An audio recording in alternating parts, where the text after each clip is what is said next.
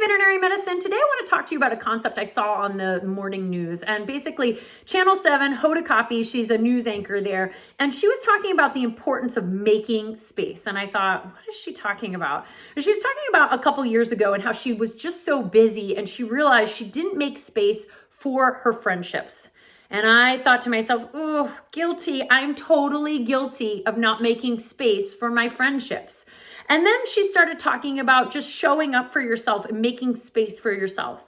And so I really just wanted to take this vlog, that time, to just remind you the importance of making space for the important things in your life.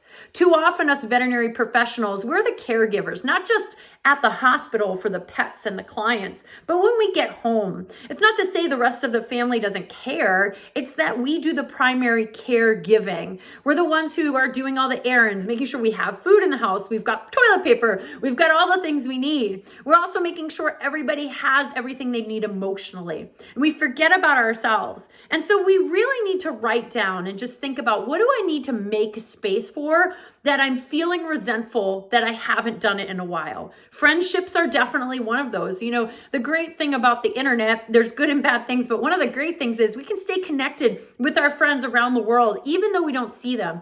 But because of that, it feels like we're still connected when really we're not connected. We're just getting tidbits from Facebook or Instagram and we go, oh, look, they went on vacation. But we haven't had a real conversation with that person in years.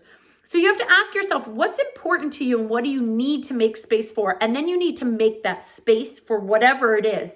Someone once told me, you know, if you're starting to feel resentful about not having something in your life, it is extra important you go get that thing.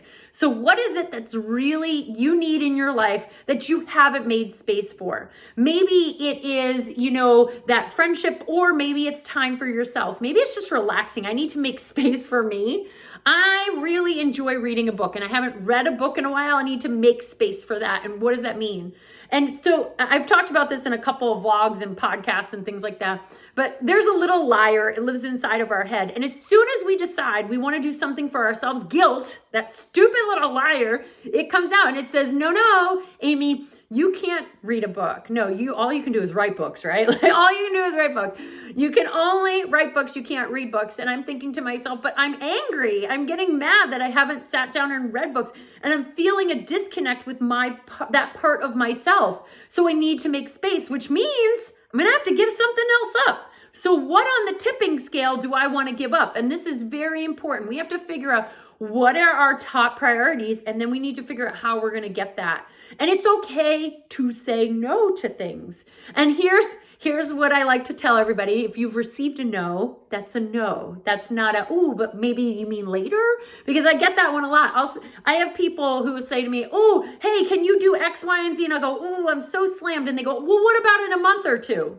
I said no, that means no. In a month or two, I'm still going to be just as busy, which means you don't give me that time to make the space for the thing I'm trying to make space for. So a no is a no. We have to respect other people's boundaries, but we also have to set ours. So I really loved that just entire conversation about making space for yourself. I think it's super important. I want every veterinary professional to make space for something that they feel like is missing in their life. Whatever it is of value to you. So find a way to make that happen. Talk to your friends, talk to your family, set those boundaries, keep those boundaries. Do not let that guilty little liar get inside your head and tell you terrible lies. What would your best friend say to you? Your best friend would say, you need to read that book, Amy. Stop writing all the time. Just read a damn book. I absolutely agree with my friend. Thank you so much. I hope this helps you, and keep on being a unicorn.